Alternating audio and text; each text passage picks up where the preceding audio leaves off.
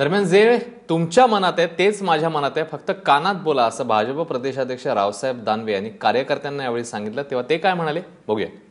आजही मला माहिती आहे की तुम्ही किती उत्साहात आहे, तुम्ही काय काय बोलणार आहे, तुम्ही काय काय उड्या मारणार आहे. तरी पट्ट्या हिंमत धरून आलं तुमच्या पुढं तुमच्या आनंदात सहभागी व्हायला. कारण जे तुमच्या मनात आहे तेच तर माझ्या मनात आहे.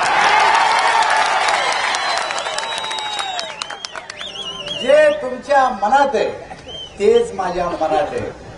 याच्यावर एक हिंदी सिनेमातलं गाणं म्हणून दाखवलं असतं.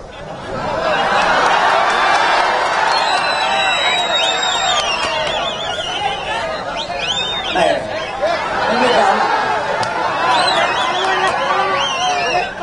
हे पण अशी वराड चालतं नाही, मग मराठीतलं सांगतो.